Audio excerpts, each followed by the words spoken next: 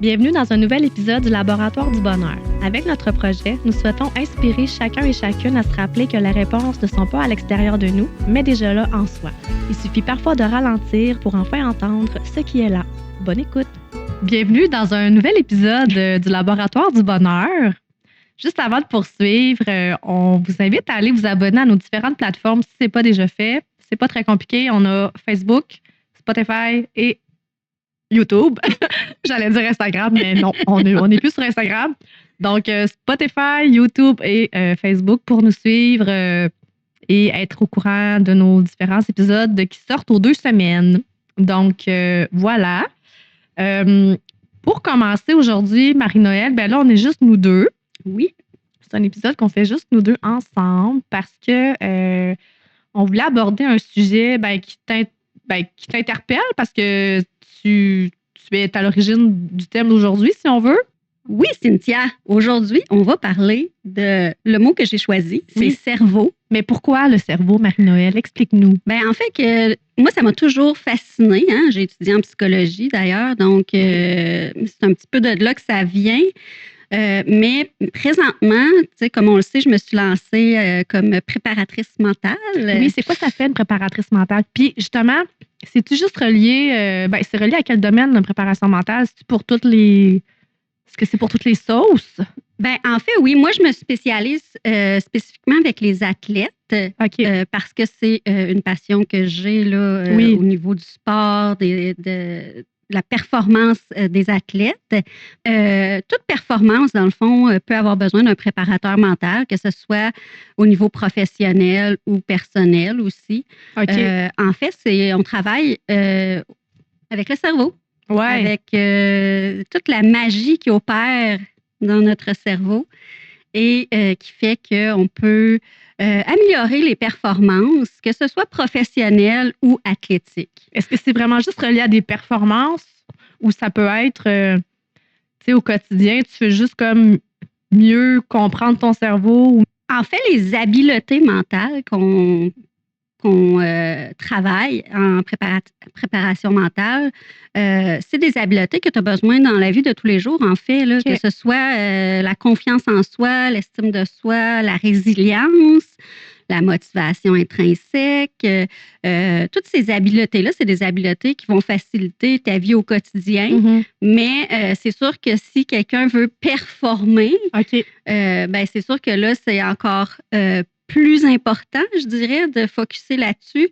Puis c'est comme souvent, c'est que les athlètes, exemple, c'est ça qui va différencier un très bon athlète qui est excellent dans son sport, qui a les capacités techniques, qui a les habiletés tactiques, peut-être. C'est quoi exactement? Stratégie. Excuse-moi, je te coupe, mais c'est quoi les habiletés tactiques? C'est d'être capable de savoir les règles du jeu, d'avoir une stratégie. Donc, c'est ça. Puis, l'autre pilier, je dirais, c'est beaucoup mental. Donc, c'est les habiletés mentales qui, des fois, sont oubliées, sont laissées de côté. Puis de plus en plus, par contre, là, je suis super contente d'avoir écouté les Olympiques récemment parce que presque tous les athlètes interviewés en ont parlé. Ont parlé de leur suivi en préparation mentale, de leur coach en préparation mentale, puis à quel point ça a fait la différence dans leur performance, puis dans leur bonheur aussi, parce qu'on est au laboratoire du bonheur, mais dans leur bonheur à participer aux Jeux olympiques puis à performer aussi, parce que c'est important de garder le plaisir là-dedans, hein, parce que moi, ça, c'est une des raisons aussi qui m'a poussée à faire ça, c'est que moi, j'étais beaucoup dans la performance. Hein. Avant, j'étais tant qu'à faire quelque chose, il faut que tu le fasses au maximum, que tu donnes tout ce que tu as, tu pousses jusqu'au bout. Et puis, j'étais vraiment dans je veux être la meilleure si je fais quelque chose, puis je me donne. Mais à un moment donné, c'est que tu t'épuises, tu as le burn-out, la fatigue mentale, puis tu manques de motivation, puis là, finalement, tu perds confiance, puis là, ça déboule, puis finalement, tu n'arrives plus nécessairement à performer au niveau que tu voudrais. Puis moi, je voulais garder ça vraiment, de dire non, c'est pas comme ça que je veux être. Puis c'est pour ça que, dans le fond, j'ai lâché mon emploi puis je me suis lancée à mon compte. Je veux, dans le fond, avoir du plaisir dans ce que je fais. Puis c'est pour ça que je vais performer. Donc, inverser les choses, dans le fond, dire ben, parce que j'aime ça, parce que j'y trouve mon compte, parce que j'ai une raison d'être, une mission que j'accomplis, puis que je trouve ça important, c'est pour ça que je vais mieux performer, dans le fond, dans mon sport ou dans ma performance tu parlais de motivation intrinsèque. Tu sais, ta motivation intrinsèque, c'est la motivation que personne d'autre a. Ben, c'est que ça vient de l'intérieur de toi. Ça vient du plus profond de tes tripes, la raison du pourquoi que tu fais ça. Donc, personne ne peut t'enlever cette motivation-là parce qu'elle est générée par toi-même, du plus profond de ton essence, on peut dire. Exactement. En fait, c'est le plus grand moteur de performance. Ça te propulse. Puis tu es un peu inarrêtable parce que ça vient vraiment de toi. Donc, tu le contrôles, de l'autodétermination, puis tu peux pas nécessairement, dans le fond, te le faire enlever par la pression externe ou quoi que ce soit, parce que c'est vraiment ancré en toi. Ça fait partie de toi. C'est exactement. C'est pas dans un but de plaire ou de faire ça pour de l'approbation sociale, exemple. C'est ça. Souvent, tu sais, mettons, les motivations extérieures, ben, tu sais, ça va être de ne pas décevoir les parents, de ne pas être jugé, de ne pas avoir peur de faire des erreurs. Fait que là, tu sais, au lieu de jouer pour gagner, on joue pour ne pas perdre. Donc, tu sais, on n'a pas la même mentalité, là.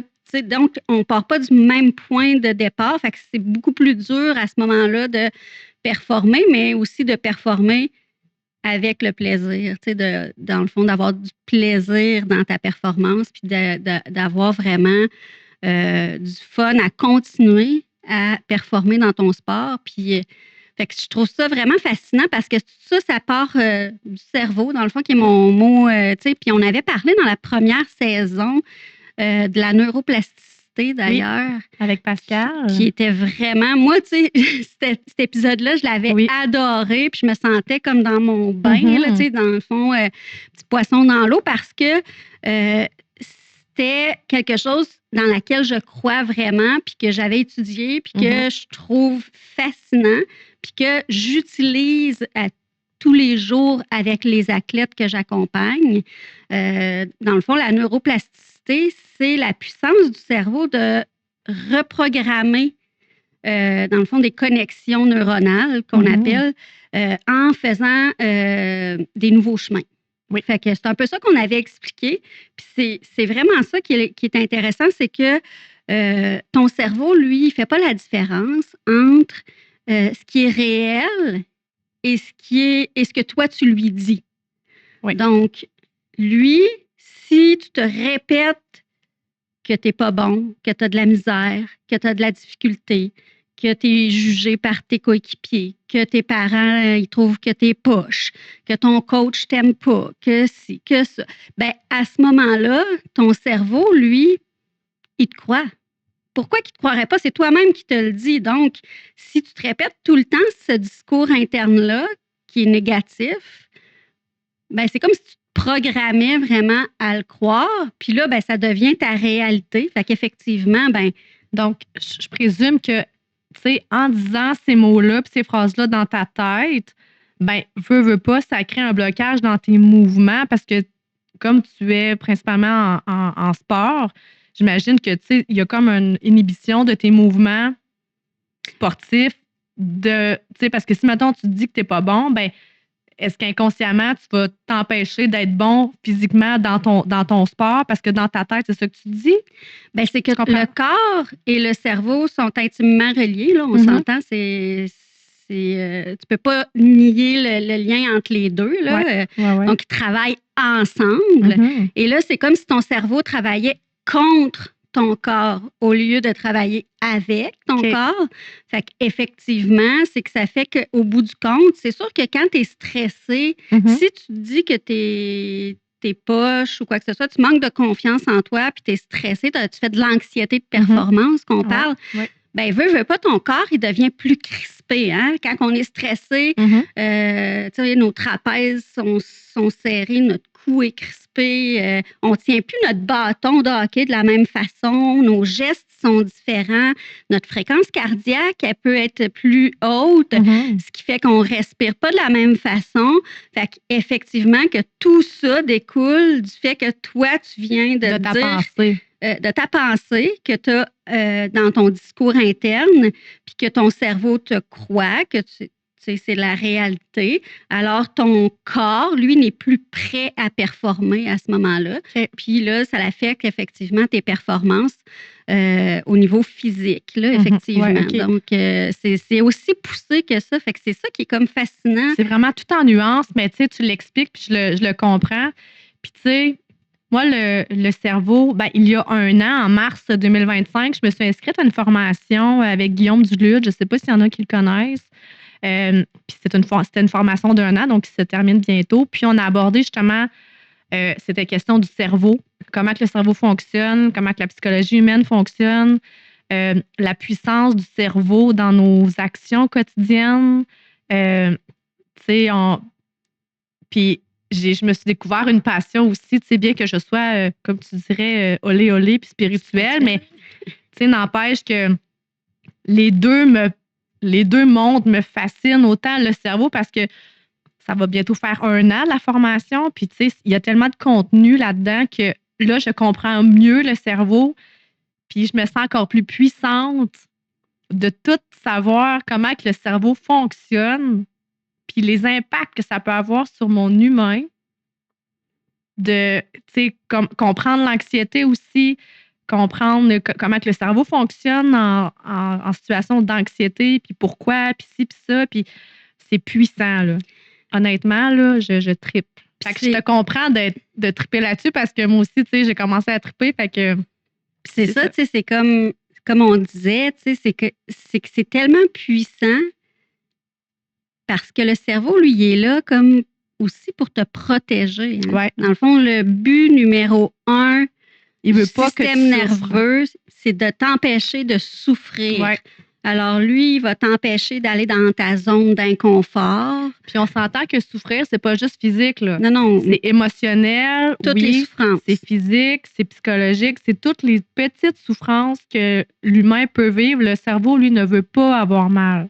Ben non, dans le fond, le but, c'est un peu comme l'homme de Cro-Magnon. On reste dans ta caverne, c'est sûr que tu es en sécurité, sors pas, mais là, l'homme de Cro-Magnon, lui, il fallait qu'il se nourrisse, il fallait qu'il aille chasser, il fallait qu'il... Tu sais, mais maintenant, ben là, on n'a plus cette peut-être menace-là du mammouth, mais on a d'autres problématiques, là, tu sais, d'autres menaces. D'autres menaces, là. Qui créent de l'anxiété à notre grand désespoir, mais cette anxiété-là peut s'apprivoiser pour justement qu'on puisse dépasser un peu cette zone d'anxiété-là pour l'apprivoiser justement, que ça devienne une alliée. Ben oui, c'est pour ça que la préparation mentale, elle est là pour ça, justement, pour aider à te dire tu es en sécurité. C'est pas parce que tu sors un petit peu de ta zone de confort que tu n'es pas en sécurité, là. Donc, parle-toi, fais des exercices,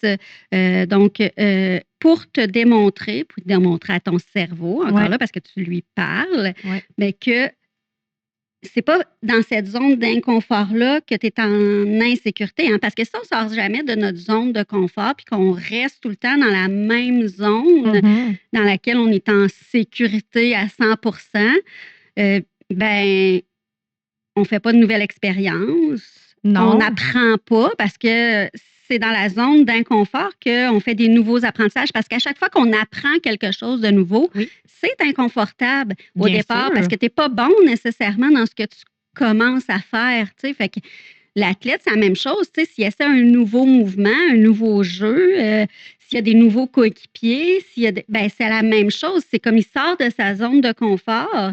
Mais c'est ce qui lui permet de progresser, puis de s'améliorer, puis d'apprendre, puis de devenir meilleur, puis de performer. Mais s'il ne fait jamais ça, puis il écoute son cerveau qui lui dit reste dans le petit jeu simple que tu fais toujours, le petit mouvement que tu es capable de faire depuis que tu as commencé, ben finalement, c'est sûr que tu ne deviendras pas un athlète, un champion ou un athlète excellent. Tu vas rester comme dans tes pantoufles, puis dans ce que tu connais. Puis c'est correct pour certains, mais en même temps, c'est que tu ne progresses pas, puis tu n'évolues pas. Tu ne deviens pas plus... tu ne découvres pas ton plein potentiel personnel. Hein?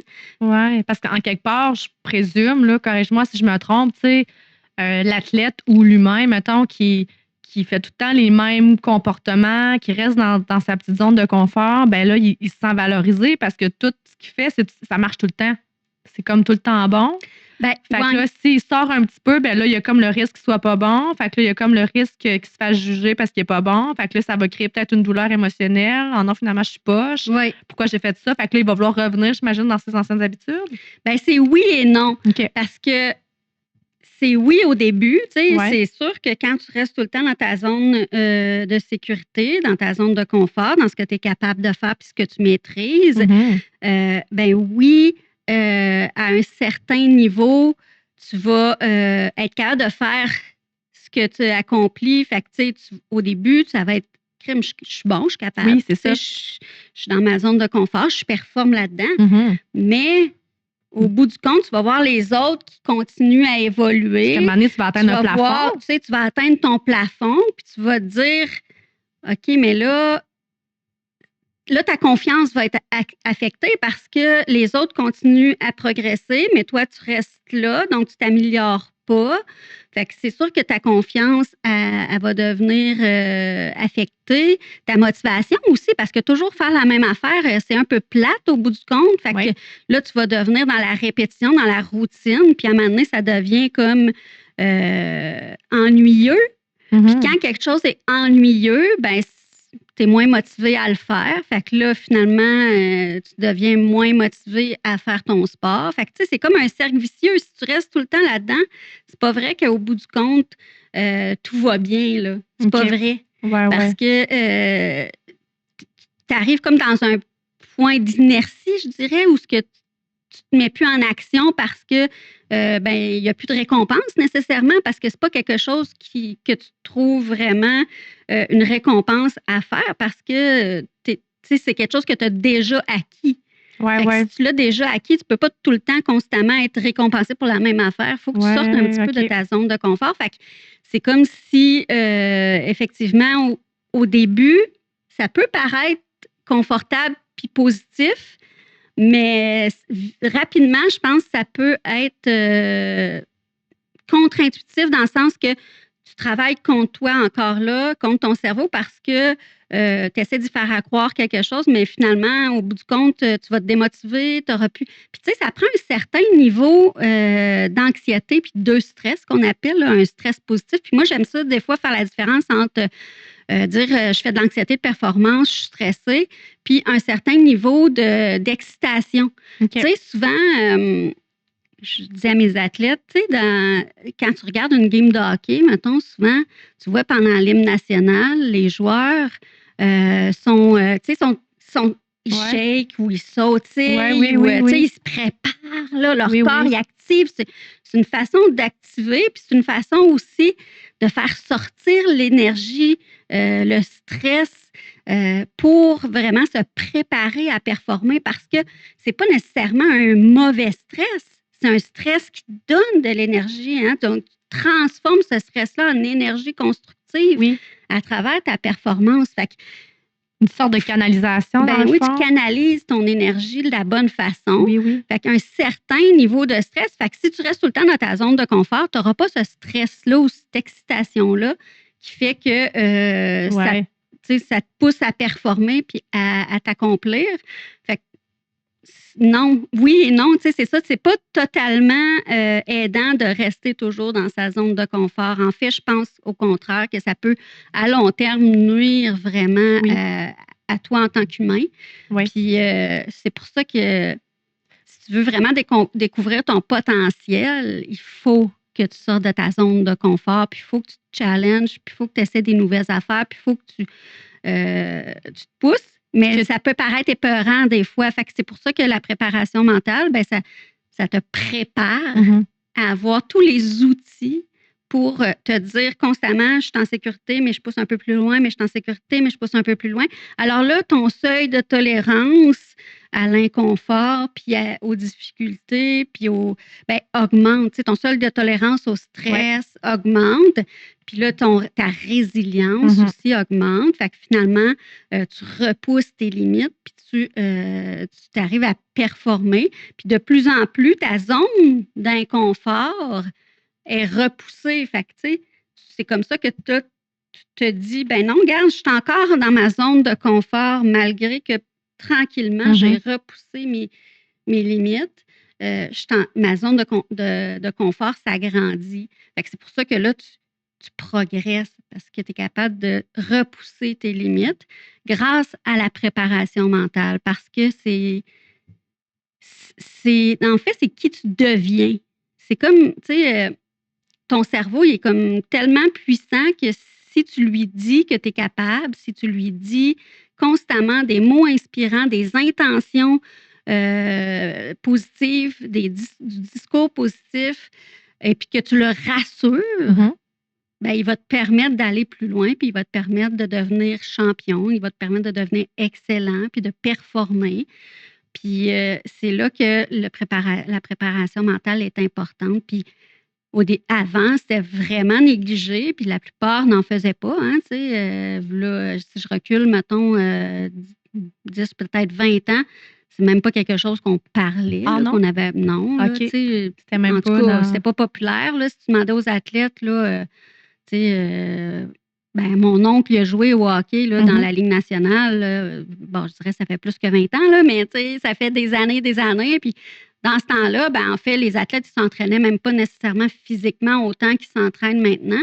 Donc, la santé mentale, c'était comme très loin, là, OK, ouais. comme dans leurs priorités. On s'entend, je ne suis même pas sûre que c'était abordé.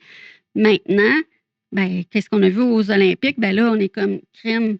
On commence à comprendre que c'est ça qui fait la différence. Parce qu'à un niveau technique égal, qu'est-ce qui va faire la différence? C'est ton mental. C'est ton mental. C'est ton cerveau.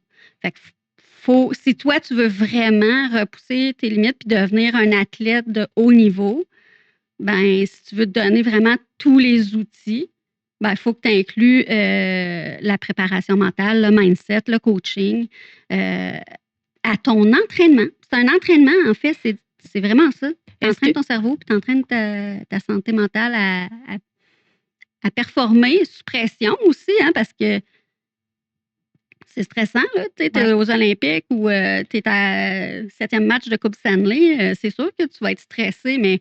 Est-ce que, dans le fond, la préparation mentale, on peut résumer ça aussi, ben, peut-être au fait que c'est de déconstruire les croyances limitantes qu'on peut avoir face à notre succès, face à notre réussite, dans le fond, ou face à ce que notre corps est capable de faire, ou face aux habiletés qu'on peut développer?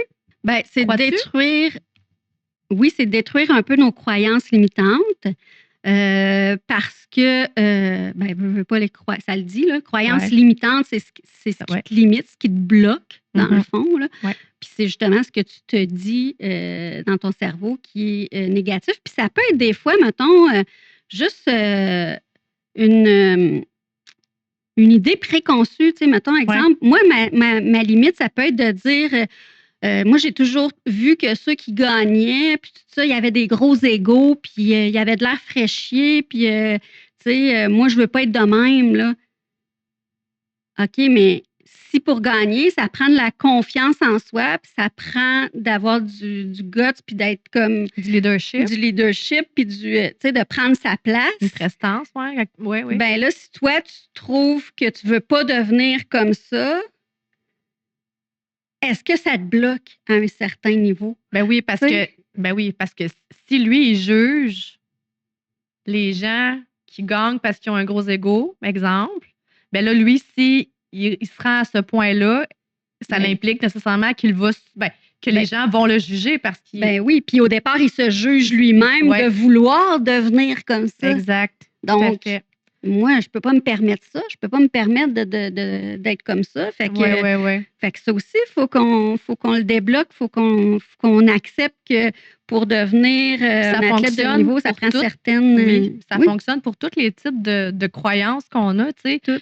Si on juge, exemple, quelqu'un qui a beaucoup d'argent, ben ça l'implique que si nous, on a beaucoup d'argent, on se juge nous-mêmes d'être... Tu sais, fait que on n'aura pas forcément plus d'argent parce qu'on veut pas, tu sais, si on atteint ce niveau-là, tu sais, des fois, c'est inconsciemment. Oui, dans clairement. le fond, là, c'est pas nécessairement j'en veux pas d'argent, mais c'est plus comme ça bloque. C'est des petits gestes, des fois, qu'on va faire qui vont comme aller à l'encontre de ce qu'on dit qu'on veut, donc avoir de l'argent, mais qu'on ne veut pas devenir quelqu'un comme nous, on se dit que si tu as de l'argent, tu es comme ça. Exact. Oui. C'est un peu la même chose dans le sport et dans la performance athlétique ou professionnelle, mettons. Tu sais, des fois, notre vision de l'entrepreneurship, bon, là, les entrepreneurs, eux autres, tu sais, sont comme ça ou sont comme ça. Bien là, si nous, on a cette idée-là, ben, on se bloque à un jour devenir entrepreneur parce que, tu sais, on ne veut pas devenir comme ça. Comme eux, selon l'idée qui est faite, mais je le comprends entièrement. Puis, tu sais, moi, depuis que je suis à mon compte, je me permets des formations parce que là, j'ai plus de temps, si on veut. Fait que là, j'apprends plein d'affaires. Puis, entre autres, sur des croyances comme ça aussi. Puis, tu sais, ce qu'on discute, je fais des liens incroyables avec toutes les formations que j'ai suivies. Fait que, tu sais, moi, ça fait tout du chemin dans ma tête. Tu sais, chaque chose se place. Je comprends entièrement ce que tu nommes. Puis, je comprends le pourquoi, je comprends l'impact. Puis, c'est vrai que c'est puissant. Ben, ce qu'on se dit dans notre tête, c'est puissant. Puis, tu sais, les croyances qu'on a, parfois, ça vient même pas de nous, là. Tu sais, ben non. C'est arrivé, mais ça vient de l'éducation, ça vient de l'école, mais se libérer, de notre environnement social, de ce qu'on a entendu, de ce qu'on a appris. Mais se libérer de nos croyances qui nous limitent à aller plus loin ou à acquérir plus de compétences, plus de connaissances ou à accéder à un autre niveau de vie, peu importe. C'est fou ce qu'une croyance peut nous empêcher de faire.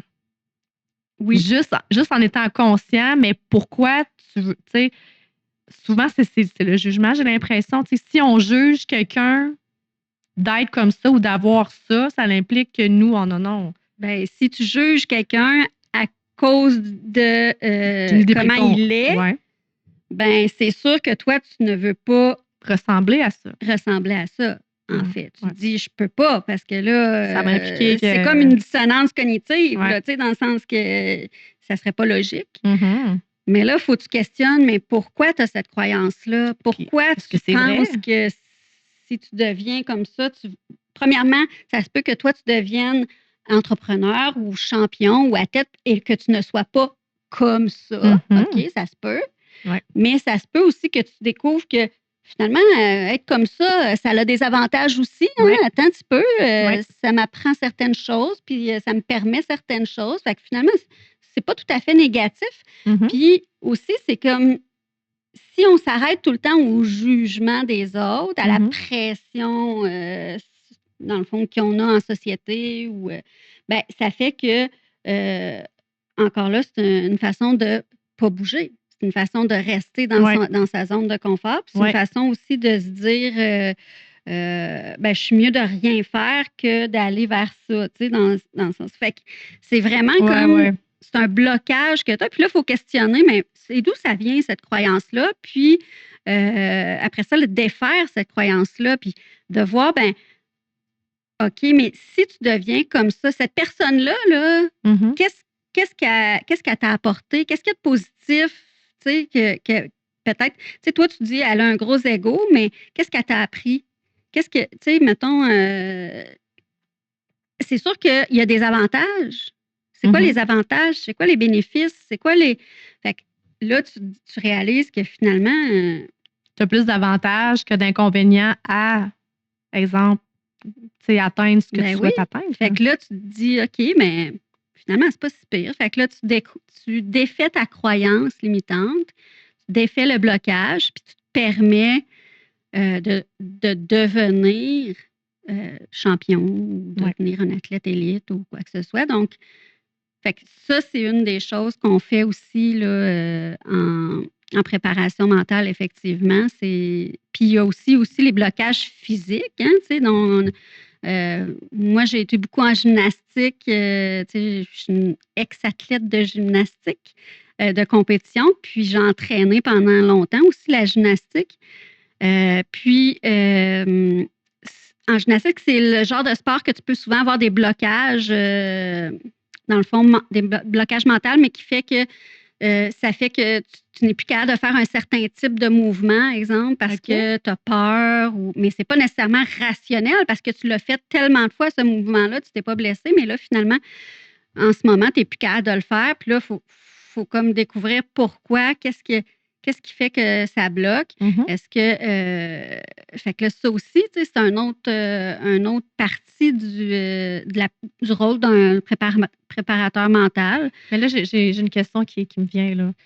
Tu sais, tu parles, mettons, de joueurs élites, d'athlètes élites, tout ça, mais quand même que tu aurais le plus puissant des mentales du monde entier, puis la meilleure des préparations mentales du monde entier, est-ce que pour certaines personnes, le corps a ses limites?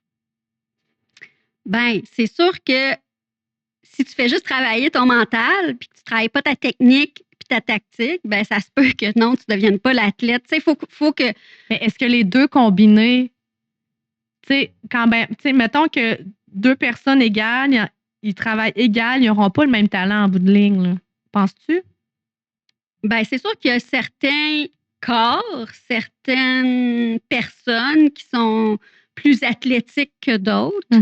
Donc, je ne peux pas dire, mettons, exemple, telle personne, même si elle n'a jamais fait de sport, elle va travailler son mental puis elle va devenir un sportif, mettons. Tu sais, tout le monde a des habiletés ou des capacités, une génétique aussi qui existe, là, dans le fond. Là, fait que ça aussi, ça joue, c'est sûr, mais moi, je parle plus, mettons, si toi, tu fais du sport, puis que tu es sérieux dans ton sport, puis que tu as certaines habiletés, ce qui va faire la différence à un certain niveau, à deux athlètes, mettons, comparables, ça va être la partie mentale. Mais je pense pas que juste travailler le mental, tu vas devenir un athlète. Non. Mais c'est pas ça que je voulais dire, mais c'est plus, tu sais, est-ce que de travailler... parce que, mettons que tu prends deux personnes, puis ils travaillent de la même façon, ils font les mêmes exercices, ils ont la même préparation mentale en bout de ligne. Tu vas tout le temps en avoir un des deux qui va être meilleur, je présume. À cause de sa physionomie. Penses-tu? Ben, faut que tu trouves ton bon sport, hein, premièrement. Fait que, tu sais, encore là, tu sais, comme moi, mettons, en gymnastique, ben, tu sais, j'ai pas fait de préparation mentale. Fait que c'est dur à dire, mais moi, j'avais certaines limites physiques. Mettons, exemple, moi, je suis paralysée d'un pouce. Oui. Je suis paralysée d'un pouce, ce qui fait que ça me limitait dans plusieurs choses. Hein? Fait que peut-être j'aurais fait les Paralympiques, là, je ne sais pas, mais tu sais, comme moi, mettons, à barre asymétrique, ben, tu sais, c'est quelque chose qui me limitait mon pouce, mettons. Mais en même chose, ça me limitait au piano. J'ai fait du piano, puis oublie ça, tu sais, je veux dire que tu fais tes gammes. Fait que il y a certaines limites que ton corps peut avoir. Puis c'est la même chose, tu sais, mettons, si c'est un sport, exemple, le hockey, ça se peut que, tu sais, tu as des limites génétiques, physiques, qui fait que ça sera peut-être pas ton sport. Tu sais, mettons, tu pourrais aller vers d'autres choses. Tu sais, fait que c'est vraiment, oui, effectivement, que tu peux avoir comme une limite physique, mais là, il faut découvrir aussi le sport que tu pourrais pratiquer. Puis tu sais, en même temps, il y en a du monde qui ne veulent pas nécessairement être athlète. Là, aussi, tu peux juste comme t'entraîner ou faire de l'exercice aussi. Là, puis tu as d'autres talents. Là, donc, il y en a des artistes, il y en a des entrepreneurs. Puis, tu sais, c'est correct aussi qu'on ne soit pas tous athlètes élites ou olympiques. Mettons, là, tu parlais d'artistes, ça me fait penser, tu sais, mettons, une personne qui chante, tu sais, sa voix, quand bien même qu'elle ferait les meilleures vocalises, puis elle aurait le meilleur prof de chant au monde, à un moment donné, sa voix, elle ne pourra pas, tu sais, sa voix est singulière, fait qu'elle ne pourra pas atteindre nécessairement, tu sais, un potentiel, je présume, parce que c'est sa voix, comment elle est faite, c'est son intonation, c'est ses cordes vocales. Ben, j'aime ça que tu dis ça, mais en fait, elle va atteindre son plein potentiel personnel. C'est ça, parce que... C'est ça que je disais à mes athlètes, c'est qu'on va atteindre ton plein potentiel personnel, à toi. C'est ça ta performance. C'est pas nécessairement de se comparer aux autres, hein? C'est ça, de se comparer à soi. Le dépassement de soi, c'est de dépasser ses propres limites puis ses propres performances. Fait que c'est ton plein potentiel personnel. Fait qu'on a tous un bagage d'outils, des habiletés, des capacités différentes, puis c'est d'atteindre ton plein potentiel personnel. Parce qu'il y a des personnes que c'est inné, qui naissent avec un un potentiel puis une aisance sportive quelconque ou la voix, le chant, ils naissent comme ça c'est acquis quasiment. Puis il y en a qui travaillent très fort pour vont atteindre atteindre peut-être une limite un peu plus basse, mais ça va être peut-être pour eux, c'est leur performance potentiel personnel maximale. J'aime ça, c'est ça. Ton plein potentiel personnel. Parce que c'est ça, tu peux pas te comparer. Tu sais, oui, rendu aux Olympiques, veux pas, tu te fais comparer parce que tu es aux Olympiques quand même, mais mettons, même au hockey élite, tu sais, on n'a pas tous le même potentiel, mais on peut tous développer notre plein potentiel personnel. Okay. Ouais. C'est ça qui est beau. J'aime ça. C'est ça qui est beau. Puis est-ce qu'il y a des limites à notre plein potentiel personnel? Encore là, ça dépend de l'âge, peut-être. C'est sûr que plus qu'on vieillit, moins qu'on est bon comme si on avait 25 ans, je présume. Oui. On va être bon dans d'autres choses, mais effectivement que quand tu es jeune, tu as toutes les possibilités. Mm-hmm. Quand tu es jeune, là, les possibilités sont immenses. Hein? Tu peux tout viser. Il n'y a rien d'impossible. Ouais. Surtout quand tu commences très jeune. Oui. La possibilité est immense, puis c'est ça qui est beau. Puis tu peux, si tu commences jeune, à pratiquer ta technique, ta tactique, puis ta préparation mentale, imagine les possibilités, imagine le potentiel, imagine les limites ou ce qui vont vraiment être encore plus haut, c'est sûr, tu sais. Fait que, mais là, j'ai une autre question qui me vient, là. Quand t'es jeune, là, tu sais, comment savoir qu'à 8 ans, là, mettons, là, toi, ton sport, là, c'est le ski alpin, là, tu sais, je veux dire, c'est les parents qui inscrivent l'enfant parce que l'enfant a de l'intérêt pour un sport. Fait que là, OK, on va t'inscrire. Mais là, tu sais, à un moment donné, oui, tu sais, commencer jeune, c'est bon, effectivement, dans la mesure où tout est aligné puis que l'enfant, effectivement, c'est son sport puis il est à la bonne place, c'est sur le X puis il fait ça pour ses motivations intrinsèques. Mais à 8 ans, tu sais pas ça. Non. Mais, tu sais, à un moment donné, sûrement qu'il atteint un plafond s'il n'aime pas ça, mais là, il faut qu'il apprenne à dire non à ce moment-là. Puis c'est comme toute une nouvelle sorte de... Puis là, il ne veut pas déplaire à maman, papa parce qu'ils ont tellement mis d'argent dans ce sport-là. C'est pour ça qu'avant un certain âge, la spécialisation sportive, pour moi, c'est pas nécessairement le chemin à suivre. Dans le sens que je pense que c'est bon qu'un jeune essaie plusieurs sports. Oui. Puis je pense que c'est bon qu'il ne se concentre pas uniquement sur un sport et qu'il ne fasse que ce sport-là. Parce que, plusieurs raisons, physiquement, c'est plus dur sur le corps, hein, parce que tu sais, des mouvements répétitifs, c'est tout le temps la même chose. Mentalement, c'est comme... Ça se peut que tu t'épuises de faire la même affaire ou que tu te tannes ou que tu... C'est comme si tu mangeais le même repas tous les jours, mettons, ça se peut, à un moment donné, que tu sois tanné de manger du pâté chinois, mettons, si tu manges ça tous les jours pendant des années. Fait que si tu surspécialises trop rapidement, ça va faire que tu peux risquer l'épuisement, ça va faire que tu peux risquer les blessures, tout ça. Fait que c'est bon qu'ils essayent plein de sports. Puis, tu sais, il y a plein de sports qui vont bien ensemble. Tu sais, je dis souvent, tu sais, aux joueurs de hockey, l'été, tu peux jouer au soccer, tu sais, joueurs de baseball, hockey, tu sais. Donc, on peut pratiquer plusieurs sports, puis faire de l'entraînement, puis être athlétique sans se surspécialiser trop rapidement. Mais c'est sûr que justement, si on essaie plein de choses, rapidement, le jeune, il va voir un petit peu qu'est-ce qu'il aime mieux. Puis après ça, mettons, à l'adolescence, début de l'adolescence, là, peut-être que là, il va décider de se consacrer plus spécifiquement à un sport. Mais même à mes athlètes d'élite, là, qui sont vraiment là, dans la performance, puis qui pratiquent un sport spécifique, la récupération puis la pause est importante.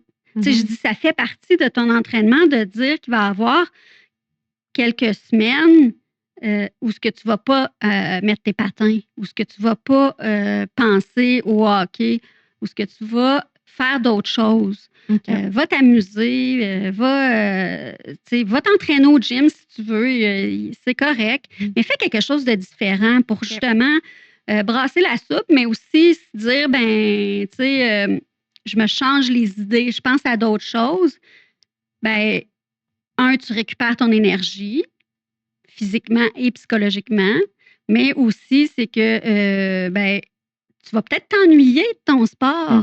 Puis rendu à ce niveau-là, c'est rare, là, parce que tu es tellement en camp d'entraînement, performance, tournoi, match, saison, des pratiques tous les jours.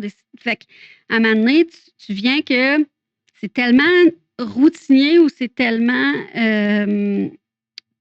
obligé que ça devient moins plaisant ou pour le fun ou pour s'amuser. Mais on dit jouer au hockey, jouer au baseball, jouer au soccer, ben la partie jouer est importante. Il faut continuer à s'amuser. Puis c'est ça que j'aime, mettons, si tu regardes des joueurs au hockey, puis comme, mettons, Lane Hudson, Demi Dove, Cole Caulfield, ce qu'on voit, c'est qu'ils s'amusent.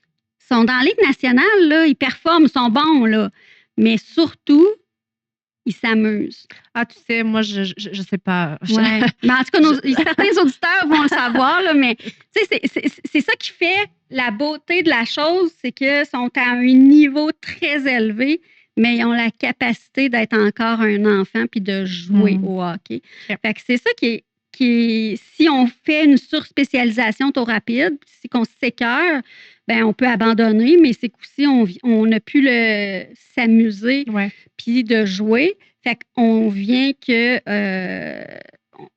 on peut burner out puis abandonner, mais aussi c'est que ça devient comme éteint, un jeu éteint parce qu'on est comme juste dans la performance, puis on n'a plus le côté plaisant, puis ça devient plus une motivation personnelle, intrinsèque, ça devient une motivation externe qui peut être à ce moment-là les récompenses, l'argent, les parents qui disent t'es bon quand tu performes. Ouais, je comprends. Donc, fait que ça c'est important pour moi de garder s'amuser, jouer, tout ça. Puis aussi de dire, ben prends des moments où tu vas t'ennuyer de ton sport. Prends des moments de repos, fais d'autres choses, tout ça. Fait que ça, c'est important aussi. Là. Fait que des fois, ils restent surpris, mais ben oui, mais tu veux que je performe? Mais oui, mais tu vas voir, tu vas performer beaucoup plus si tu t'ennuies, puis que tu as hâte, puis que tu as. Puis de se rappeler pourquoi qu'on a commencé à jouer, pourquoi qu'on a commencé ce sport-là, qu'est-ce qu'on aimait quand on l'a fait, quand on a commencé. C'était-tu la vitesse? C'était-tu le vent dans les cheveux? C'était-tu. De revenir aux sources, oui, c'est ça, tu sais, de revenir à notre raison. À l'étincelle c'était ce sport-là. C'est ça, tu sais, de rallumer la flamme un peu de la passion de ton sport, puis de dire, ben moi, j'aimais ça, telle affaire, j'aimais ça, tu sais, je me sentais libre sur la glace ou sur le terrain, ou, tu sais, je me sentais puissant quand je patinais vite ou quand je frappais la balle, ou, tu sais, donc, de revenir à ça aussi, ça permet aussi encore là de se rappeler puis que c'est un jeu, puis qu'on s'amuse, puis que c'est le fun, puis ça, c'est le meilleur moteur de performance. C'est la meilleure raison de... Tu sais, puis moi, c'est drôle parce que c'est pour ça que je suis bonne dans ce que je fais. Puis je peux le dire, je suis bonne dans ce que je fais parce que c'est ma mission puis que j'aime ça. Tu sais, fait que je suis revenue à ma psychologie, à mon coaching en entraînement, à toutes ces connaissances-là parce que je savais que c'est comme une mission que j'avais comme en moi, qui est comme...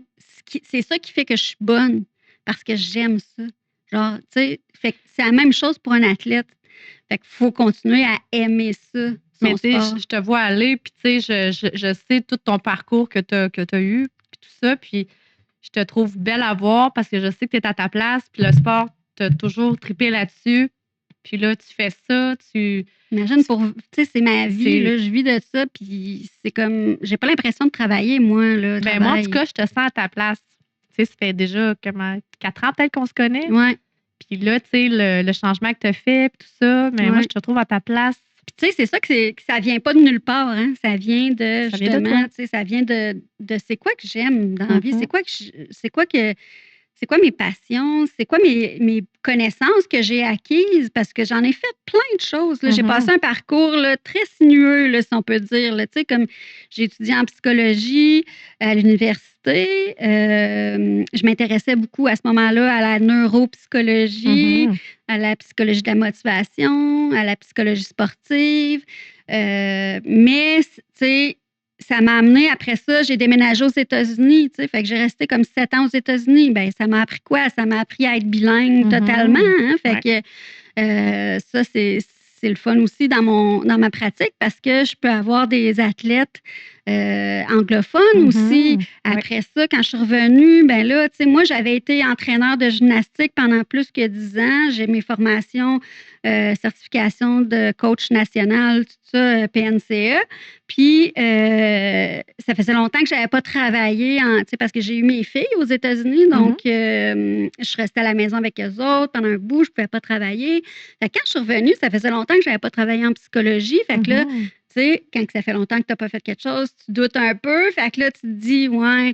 Fait que je suis retombée dans mon confort de dire, ben je connais la biomécanique du mouvement, je connais l'entraînement. Fait que je suis allée travailler dans un gym. Je travaillais là pendant 10 ans. Ça a été une de mes jobs préférés à vie, en fait, là, à part ce que je fais là présentement, là. Fait que le gym, c'est de l'accompagnement, hein. Je faisais de l'entraînement privé. Fait que c'est encore là de la relation d'aide un peu, comme. Fait que j'utilisais ma psychologie là-dedans, là. Donc, j'entraînais aussi des équipes sportives, hein, des équipes de hockey en préparation physique, fait que des exercices spécifiques au sport, tout ça. Fait que, tu sais, c'est encore en lien avec ce que je fais aujourd'hui. Puis après ça, j'ai essayé plein de choses, là, tu sais, je veux dire, j'ai enseigné la psychologie. Après ça, j'ai même vendu des chars, tu sais. Puis les gens me disent, vendu des chars, mais vendre des chars, quand tu n'aimes pas les chars, là, on s'entend, moi, un char, ça me mène du point A au point B, là, tu sais, quand j'ai commencé à vendre des chars, j'avais ma Toyota Corolla 2001, là, qui avait 20 ans quasiment, fait que c'est pas parce que j'avais une passion pour les chars, là, tu sais, je m'étais dit, je vais aller faire de l'argent, tout ça, tu sais, fait que quand j'ai vendu des chars, c'est de la psychologie. Hein? Tu fais des relations, tu rentres en relation avec la personne, tu essaies de découvrir qu'est-ce qu'elle a besoin, c'est quoi ses attentes, tout ça. Fait que c'est encore là, c'est de l'accompagnement, la vente automobile quand tu regardes ça pour vrai. Fait que, ben, en tout cas, pour moi, c'était ça. Tu sais, j'étais pas le typique vendeur de chars qu'on peut peut-être parler avant d'habitude, là. Fait que moi, c'était ça. Puis, ça n'a pas duré longtemps parce que justement, les chars, c'est pas ma passion. C'est pas ta passion. Puis là, après ça, j'étais allée travailler plus en santé mentale, tu sais, dans une entreprise. Puis c'est là qu'on s'est connus. Exact. Une entreprise en santé mentale. Puis là, à un moment donné, là, j'étais comme justement dans la performance puis tout. Puis c'est là que ça m'a dit comme, wow, là, c'est pas ça la performance, j'ai plus de fun. Tu sais, comme, je suis bien bonne, là, mais j'aime vraiment pas ce que je fais. J'ai pas l'impression de contribuer à aider les gens directement. Puis ce que je voulais vraiment, c'était comme retourner à c'est quoi ma mission dans la vie? C'est quoi, tu sais, c'est quoi je veux faire? Puis de laisser ma trace, puis de dire comme ah, j'ai fait ça, tu sais, comme. Ben, bravo, parce voilà, que c'est ça. C'est tout ton parcours qui te mène jusqu'à aujourd'hui. Oui. Puis bravo. Non, pour vrai. C'est le fun parce que je travaille avec les athlètes, mais je travaille aussi avec les parents d'athlètes, je travaille aussi avec les coachs. Les entraîneurs, je travaille aussi avec les agents de joueurs. Fait que, tu sais, eux autres, ils ont des besoins, des attentes pour leurs clients, pour leurs joueurs. Puis, tu sais, c'est là que c'est beau parce qu'on travaille ensemble à aider une personne. Fait que, tu sais, parce que dans la vie de l'athlète, la vie du jeune athlète, ben c'est sûr que si un parent tire d'un bord, le coach tire de l'autre, moi, j'arrive avec mes idées, puis qu'on ne travaille pas ensemble, ben, les résultats ne sont pas optimaux, là, on s'entend. Fait qu'on travaille en collaboration avec tout ce monde-là pour être sûr que l'athlète ait vraiment le meilleur service possible, dans le fond. Puis, ouais, c'est ça. Fait que c'est vraiment. Puis, mon mot que j'ai choisi, là, le cerveau, c'est vraiment parce que c'est la base de tout. Tu sais, quand on disait, tu sais, la spiritualité, tu suis tes intuitions, tout ça. Oui et non. Oui, mais. Oui, mais. Je suis d'accord pour dire oui, mais. Oui, mais c'est pas nécessairement que tes intuitions qui vont te faire avancer sur le chemin de ta vie, ni nécessairement comment tu te sens. Tu sais, parce que justement, d'avoir fait une année de formation en psychologie avec Guillaume Dulude, à comprendre le cerveau, à comprendre qu'est-ce qui génère le sens dans notre vie, à comprendre qu'est-ce qui génère notre anxiété, comment faire de l'anxiété une alliée dans notre quotidien, comment reconnaître tout comment que le cerveau fonctionne, que justement, lui, il veut pas avoir mal. Quel mécanisme qu'il met en place pour éviter qu'on ait mal. Fait que peut-être que ta première intuition, elle est là pour te protéger. Elle est biaisée. Mais elle est biaisée. Elle est biaisée. Parce qu'elle veut te protéger. Donc. N'en demeure pas moins que j'ai encore mon côté spirituel présent. Je le sais que. Tu sais, parce que l'invisible, c'est pas parce qu'on le voit pas à l'œil nu d'humain que ça n'existe pas. Ça, pour moi, ça demeure. Mais d'ajouter à ça toute la portion cerveau, toute la portion scientifique, je trouve que ça rajoute quelque chose d'extraordinaire parce que là, je comprends encore mieux comment fonctionne un humain, comment fonctionne son cerveau. Puis ça peut déplacer des montagnes, honnêtement. Fait que c'est incroyable. Ouais. Tu sais, c'est tous les outils que des fois, tu sais, c'est drôle parce que, tu sais, on disait, tu sais, les manifestations. Dans le côté spirituel, on appelle ça des manifestations, des intentions. Mais moi, j'utilise ça, les intentions. Là. Mm-hmm. C'est vrai, là. Émets une intention avant ton match, puis axe ton intention sur le processus, puis sur l'action, puis sur l'instruction plutôt que sur le résultat. Mm-hmm. OK? Fait que moi, je ne veux pas nécessairement dire je veux compter 3 buts. Il y a tellement de facteurs dans compte 3 buts que tu ne contrôles pas, que ce n'est pas une bonne intention. Mais donc, peut-être que ton intention pourrait être, mon intention, c'est d'essayer de marquer 3 buts. Fait que c'est de faire 3 lancers au net. Ça pourrait être ça, ton intention. Oui, c'est ça. Mon intention, c'est de lancer X fois au net. C'est ça. Ou de donner 100% de mon effort que j'ai aujourd'hui, puis de jouer avec intensité, puis de foncer dans la zone. Ça peut être, tu sais, donc c'est des choses qu'il faut que tu contrôles toi. Exact. C'est ça ton intention. Oui. Puis on utilise la visualisation aussi. Mm-hmm. Donc de visualiser, tu sais, si tu répètes à ton cerveau encore là des choses en visualisant ces choses-là, donc exemple... En ressentant aussi que tu l'as déjà, c'est ça. Ben, c'est comme si tu dis, tu sais, je l'ai déjà fait, je suis capable, je suis prêt. Tu sais, donc, je l'ai fait dans ma tête. Parce que mon cerveau, lui, il ne fait pas la différence entre ce qui est réel et ce qui n'est pas réel. Il sait que tu l'as déjà réussi. Il sait que tu l'as déjà réussi. C'est encore possible. Fait que c'est un peu comme de la manifestation du côté. Puis aussi, on utilise beaucoup l'imagerie mentale parce que l'imagerie mentale, c'est un des meilleurs outils en préparation mentale parce que ça sert à plein de choses. Ça sert à augmenter ton volume d'entraînement. Tu peux te pratiquer à l'infini sans te blesser, sans te faire mal, sans avoir de temps de glace ou de gymnase. Fait que tu peux faire le nombre de répétitions que tu veux dans ta tête. Fait que ça te pratique. Ça peut servir aussi à corriger des erreurs que tu as faites après un match ou après une performance. Essaie de trouver un point que tu as fait une erreur. Oui, entre parenthèses. Oui, entre parenthèses, parce que moi, je dis souvent à mes athlètes, l'erreur n'existe pas vraiment.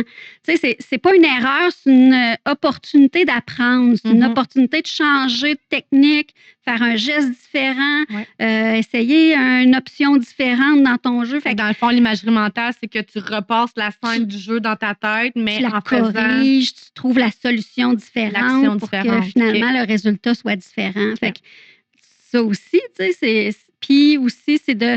Ça reste quand même une neuroplasticité parce que là, tes connexions neuronales se connectent pour dire la possibilité de créer tel résultat est possible parce que là, maintenant, je fais la connexion neuronale entre ça et ça. Fait que là, il faut que tu te débarrasses de ce qui est arrivé puis t'enregistres dans ta base de données du cerveau la nouvelle option, la nouvelle possibilité. C'est incroyable. Ouais, c'est vraiment intéressant. Tu l'enregistres dans ton cerveau, puis tu te débarrasses de l'autre.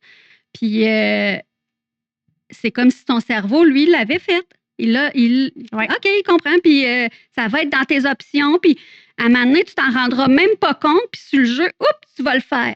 Parce que tu l'as mis dans ton cerveau en le pratiquant en imagerie mentale. Puis j'aime quand tu nommes ça va être dans tes options, ben c'est ça. C'est comme si que, mettons, ton cerveau, dans les options possibles, cette option-là n'existait pas encore. Non, puis toi, tu l'as mis. Fait que là, tu viens d'y mettre comme choix.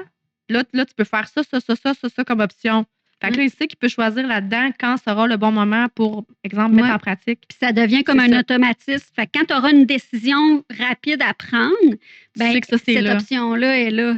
J'adore. Fait que ça va pouvoir comme sortir. Puis avant, tu ne l'avais pas. C'est pas un jeu que tu avais déjà fait ou c'est pas un mouvement que tu avais déjà fait, mais là, tu l'as tellement pratiqué, tu l'as tellement répété puis enregistré dans ton cerveau que maintenant, elle existe et elle est disponible. C'est comme dans le fond, le faire. Ouvrir notre conscience au champ des possibles, dans le fond. Un peu, c'est, en mots un petit peu plus ésotériques. Mais c'est quand même ça que moi puis toi, on a réalisé en se parlant, c'est qu'on parle le même langage, mais dans des termes différents. Mais en bout de ligne, là, c'est la même affaire quasiment. Ça se rejoint quand même un peu, oui, effectivement. Parce que le champ des possibles, si dans ton champ de possibilités, tu n'as pas l'option que tu parles, ben tu ne pourras jamais savoir que ça existe. Fait que, un peu comme là, tu l'imprègnes dans ton cerveau. Fait que là, tu sais que c'est possible maintenant. Que ça peut se matérialiser, ça peut se manifester maintenant. Oui. Puis tu sais, c'est comme l'imagerie mentale est un des outils les plus utilisés. Puis sinon, tu sais, c'est sûr, là, il y a des exercices de respiration qui sont là pour t'aider à te détendre, à détendre ton corps, à te concentrer, à focusser sur quelque chose, sur une performance. Puis il y a aussi beaucoup la résilience. Puis ça, c'est pratique dans toute la vie en général, parce que, tu sais, la vie, c'est des montagnes russes, fait que, tu sais, il y a des difficultés, des épreuves, des obstacles, puis la résilience, si tu la développes, ben ça te permet d'augmenter ton seuil de tolérance, mais aussi de rebondir plus facilement et surtout plus rapidement. Puis dans le sport, ça, c'est important. Parce que quand, en action, tu fais une erreur ou que tu manques un lancer ou que peu importe, tu as une punition ou quoi que ce soit, si tu sais rebondir rapidement, puis faire ton reset, un peu, c'est comme un switch que tu fais dans ton cerveau, puis que tu passes à d'autres choses rapidement, bien, ça n'affecte pas ta performance. Tu ne traînes pas cette erreur-là ou ce geste manqué. Tu passes tout de suite à d'autres choses et tu regardes la prochaine action. Parce que ce que je dis souvent à mes joueurs, c'est que l'action que tu viens de faire, elle est passée. Ça sert à quoi d'en reparler ou de t'attarder à ça puis de le garder dans ton cerveau parce que là, ça rumine dans ton cerveau, ça prend de l'espace. Donc, tes décisions sont plus claires, tes décisions sont affectées, ton prochain geste est affecté parce que là, tu stresses, tu serres ton bâton plus fort ou tu joues différemment. Fait que là, tu sais, c'est ça qui fait la différence encore là entre un bon joueur et un champion, un joueur d'élite. Ben, c'est le fait que c'est pas vrai qu'il ne fait jamais d'erreur, là, le champion. Là. C'est pas vrai là, que le joueur d'élite ne fait jamais d'erreur. Là. Il manque jamais rien. Là. Il y a juste une plus grande capacité à passer à d'autres choses rapidement. Le prochain mouvement va être meilleur. C'est ça. Il oublie cette erreur-là rapidement pour passer à d'autres choses puis continuer en avant. Puis prochaine action. C'est ça la différence entre un très bon joueur et un excellent joueur. Puis c'est la même chose aussi qui fait que après justement d'être tombé, exemple en saut à ski, tu te plantes, ben si tu es capable de passer à d'autres choses rapidement, ben tu vas pouvoir comme te reprendre puis refaire ce saut-là sans être trop affecté ou avoir peur de retomber ou être... Tu sais, fait que c'est vraiment le reset que tu es capable de faire. C'est un reset émotionnel, c'est un reset mental, c'est un reset physique aussi parce que tu laisses aller le stress que ça t'a donné de faire cette erreur-là ou d'être tombé ou peu importe. Puis tu passes comme à d'autres choses rapidement. Ça ne veut pas dire que je te dis de tout de suite l'oublier au complet, parce que à la fin de ton match ou à la fin de ta performance, bien, ce sera important peut-être d'y retourner puis de dire en imagerie mentale, fais quelque chose de différent, réussis-les dans ta tête et tu l'auras enregistré dans ton cerveau. Fait qu'on le garde, mais pour plus tard. Vraiment intéressant. En tout cas, Marie-Noël, tu es une passionnée. Yes. On le sent, ça transparaît, tu es une passionnée. Pour le mot de la fin, oui. Qu'est-ce que tu aimerais dire? Ben, je dirais juste que, en fait, de faire attention à ce qu'on se dit dans notre tête, hein, parce qu'on l'a dit, tu sais, tout ce qu'on se dit, on le croit. Fait que de faire attention à ça. Puis, sinon, ben, tu sais, si vous êtes sportif, athlète, que vous avez besoin d'aide, que vous êtes un niveau compétitif, élite ou pro, ben, que vous êtes agent, coach, parent, peu importe, parent, que vous êtes inquiet pour votre enfant, peu importe, tu sais, de me contacter, dans le fond, de discuter avec moi, de voir que c'est quoi vos besoins, vos attentes, puis voir si je peux vous aider. Puis si oui, ça va me faire plaisir de vous accompagner, d'accompagner le jeune athlète pour l'aider à performer plus, puis à continuer d'avoir du plaisir. Puis on peut te trouver sur Facebook. Oui. Si jamais les gens, peu importe les raisons, ne te trouvent pas, ben écrivez-nous en messagerie privée sur le Laboratoire du Bonheur. Oui. Puis Marie-Noël pourra vous rediriger sur sa page personnelle, là, si jamais. Parfait. Merci. Super. Ben, merci, Marie. T'es passionnée, t'es passionnante. Puis c'est un sujet passionnant. C'est un sujet intéressant. Très intéressant. Pas juste pour le sport, tu sais. Même dans ta vie personnelle, là, tu sais, la résilience, la confiance en soi, la motivation, tout le monde en a besoin. Là. Exactement. C'est puissant. Ça contribue au bonheur. On vous invite à faire des lectures là-dessus. Puis à vous intéresser plus au cerveau, puis à son impact immense et illimité sur toutes nos actions quotidiennes. Oui, puis sur ton bonheur. Sur notre bonheur, évidemment. Ça joue là-dessus. Ben, merci tout le monde. Merci d'avoir été présent. On vous dit à très bientôt et d'ici là, faites un tout petit pas pour vous rapprocher de votre bonheur.